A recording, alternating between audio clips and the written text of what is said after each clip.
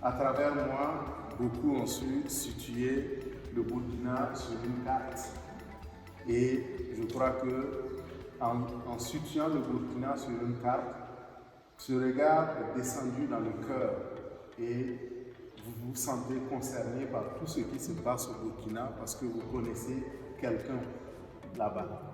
Je vis à côté de la ville de Dédougou, à Moundasso, centre spirituel de formation dit Alfred Diba. Le centre porte le nom du premier chrétien et du premier catéchiste du Burkina, dont la cause de béatification est à Rome actuellement. Quelle est la situation en ce moment au Burkina? La situation actuellement au Burkina, comme le dit notre chef de l'État, nous sommes en guerre.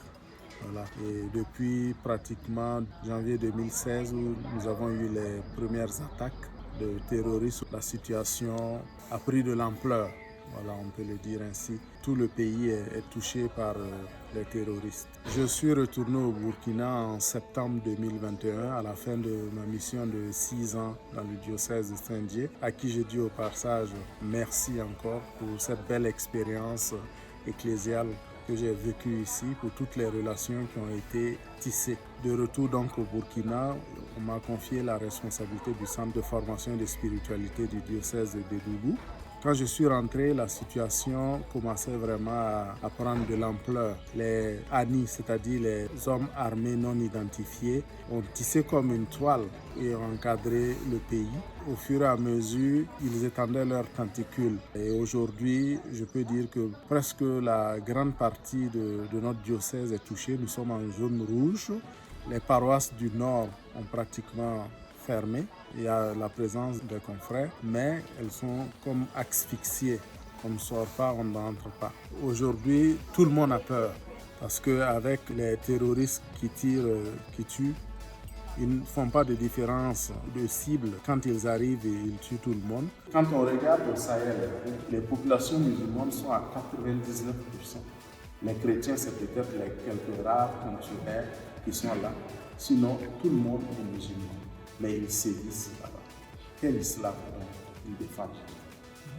Quelles revendications ces gens-là ont? Jusqu'à l'heure où je vous parle, je n'ai pas encore entendu, à part l'une ou l'autre fois où un groupe qui a dit bon, tel attentat, c'est nous.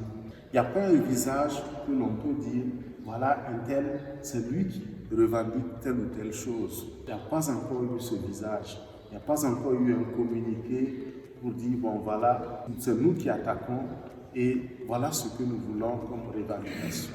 Tout ce qui se passe, c'est de détruire tout ce qui est le symbole de l'État. Et le mode opératoire aujourd'hui, c'est de faire en sorte que les gens se regroupent dans les villes. Quand on prend les grandes villes, tous les villages qui sont autour, on chasse les agriculteurs, on chasse tout le monde. Je vois des femmes avec leurs affaires, on sent que c'est ramassé à la hâte et qui partent. Où? Comment ils vont le vivre? C'est des questions que l'on se pose. Ça fait 2 millions de personnes qui au Burkina ont quitté leur maison, leur famille. Donc ça veut dire que tout le monde a peur, hein? On a tous peur et on croise les doigts, on prie Dieu pour que la situation se régularise assez tôt, que l'on puisse revivre dans la paix et dans la cohésion comme le Burkina d'antan. Ce beau pays où on vivait en bonne harmonie entre populations. Dans ce cadre-là, comment l'Église peut porter un message d'espérance? L'Église fait corps avec toute la population du Burkina. L'Église invite à l'espérance. Elle est présente, elle vit cette situation dans sa chair parce qu'elle est au milieu de... Elle vit avec le peuple, elle fait partie du peuple de Dieu. Et quand on dit que quand un membre souffre, c'est tout le corps qui souffre. Les terroristes ne trient pas. C'est toutes les confessions religieuses qui sont attaquées. Et donc l'Église porte ce message d'espérance et ce message de paix avec les autres confessions religieuses en organisant des prières. Mais comme disait Saint Jacques aussi, la foi sans les œuvres est une foi vaine. Donc, elle est proche à travers Locades Caritas, qui est proche des populations, qui essaie de venir en aide aux plus démunis à travers la nourriture, les vêtements et à travers la scolarisation des enfants. Tout cela pour permettre une certaine insertion, que ceux qui sont déplacés, qui sont loin de leur village, puissent trouver des terres d'accueil, des frères qui les accueillent et qui les soutiennent. Et dans ce cadre-là, c'est un travail en souterrain. On ne publie pas sur les médias, mais l'Église travaille vraiment pour consolider la paix au Burkina Faso. Quel lien déjà vous gardez avec les Vosges et est-ce que vous auriez un message pour les Vosgiens?